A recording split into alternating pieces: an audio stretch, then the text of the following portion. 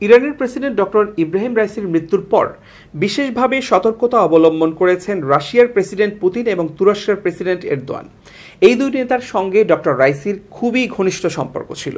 দুর্ঘটনার পর রাইসিকে ভাই হিসেবে অভিহিত করেছেন এরদোয়ান।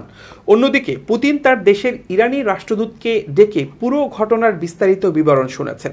এরপর নিরাপত্তা বাহিনীকে নির্দেশ দিয়েছেন নিজের নিরাপত্তা আরও জোরদার করার জন্য। ইরানের সদ্য দায়িত্ব নেওয়া অন্তর্বর্তী প্রেসিডেন্ট মোহাম্মদ মোকবেরকে ফোন করেছেন রাশিয়ার প্রেসিডেন্ট ভ্লাদিমির পুতিন। রুশ প্রেসিডেন্টের দপ্তর ক্রেমলিনের পক্ষ থেকে এই তথ্য নিশ্চিত করা হয়েছে। ফোনালাপে হেলিকপ্টার দুর্ঘটনায় নিহত প্রেসিডেন্ট ইব্রাহিম রাইসিকে একজন নির্ভরযোগ্য অংশীদার বলে অভিহিত করেছেন পুতিন। রাইসিকে একজন অসাধারণ রাজনীতিবিদ এবং রাশিয়ার সত্যিকারের বন্ধু হিসেবে আখ্যা দিয়েছেন তিনি। দুই নেতা রাশিয়া ইরানের সম্পর্ক আরও শক্তিশালী করার অঙ্গীকার করেছেন। এর আগে ইব্রাহিম রাইসির মৃত্যুতে শোক জানান রাশিয়ার প্রেসিডেন্ট ভ্লাদিমির পুতিন। 2022 সালে ইউক্রেনে রাশিয়ার হামলার সময় থেকেই মস্কোর গুরুত্বপূর্ণ সামরিক সহযোগী হয়ে উঠেছে ইরান।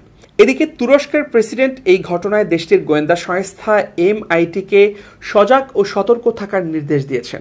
পাশাপাশি তিনি মোসাদের ব্যাপারেও অনুসন্ধান অব্যাহত রাখার আদেশ দিয়েছেন।